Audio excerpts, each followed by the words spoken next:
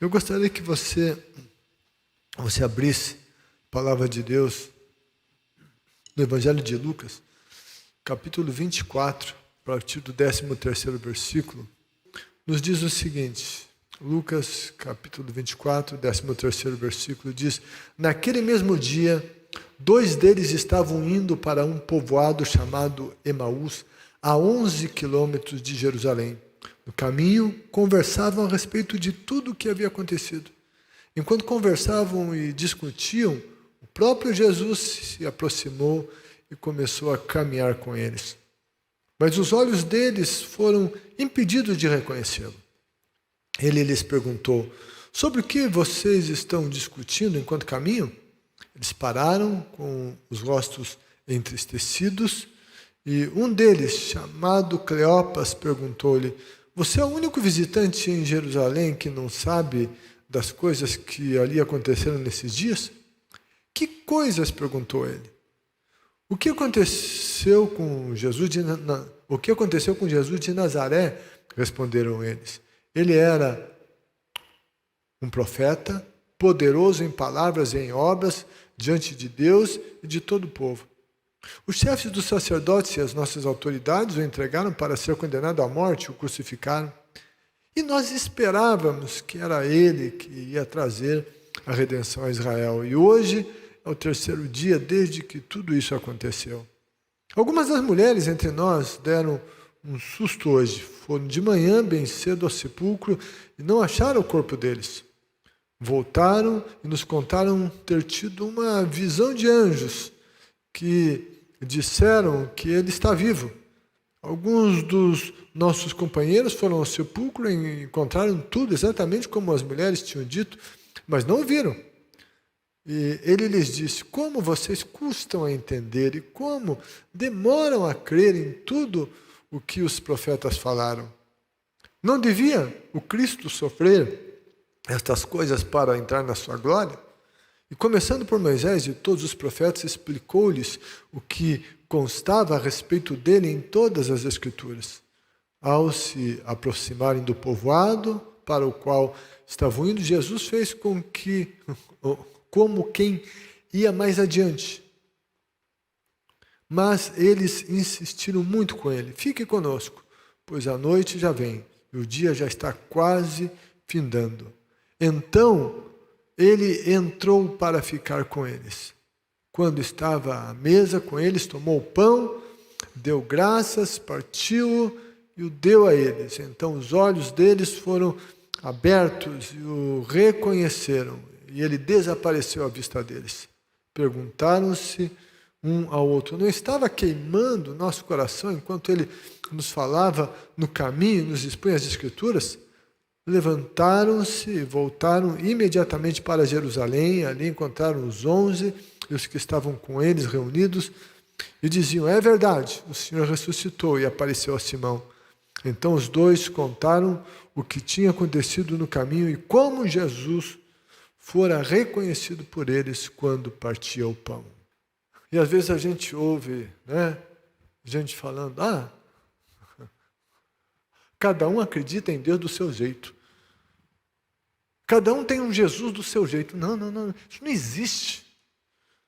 Deus é do jeito dele, Jesus é do jeito dele. Não é do meu jeito, não é do teu jeito, não é do jeito que a gente quer. Ele é do jeito dele. Deus é do jeito dele. E quando a gente crê em Deus, nós temos que crer em Deus como as Escrituras nos ensinam a crer nele. Quando a gente fala de Jesus, nós temos que crer em Jesus como as Escrituras nos ensinam. E aqui, eles estavam então frustrados. Expectativas frustradas. Com tristeza. Confusos. E sabe de uma coisa? Jesus não disse, não olhou para os caras e falou: esses caras aí não tem jeito. Olha aí, eles queriam que eu fosse do jeito deles. Ei, será que eles não entendem? Não, Jesus não os condenou. Jesus foi andar com o frustrado. Jesus se colocou em caminhada com os decepcionados, mas que o desejavam. Jesus foi caminhar com aqueles que não o entendiam, mas que o queriam. Jesus não os condenou, Jesus não se distanciou deles. Jesus se dispôs a estar na caminhada com aqueles que não entendiam, mas que o queriam. Que não entendiam e eram honestos. Jesus se dispôs a estar junto com aqueles que tinham um monte de confusão na cabeça. Jesus se dispôs a estar junto com aqueles que tinham muitas perguntas, mas que não tinham respostas. E sabe, a gente precisa também, igualmente, se dispor a andar com gente assim. Com gente que tem perguntas, muitas perguntas, com gente que talvez nós digamos como é que pode, mas Jesus não disse isso como é que pode, Jesus foi lá, porque tinha dois corações ali que de fato o desejavam. Que de fato estavam à busca. Que eram sinceros com as suas frustrações. E a Bíblia diz, aquele que andar sinceramente salvar-se-á. Mas tinha uma sede. Eles davam vazão a esta sede, eles expressavam isso. Não estavam entendendo nada. Não entendiam nada do que estava acontecendo, não era isso que eu queria. Mas tinha amor lá dentro. Jesus se dispõe a caminhar. Tem muita gente que acha que Deus não vai gostar dele, que Jesus não vai andar com ele, porque ele tem dúvidas. Quem não as tem? Alguns mais, outros menos.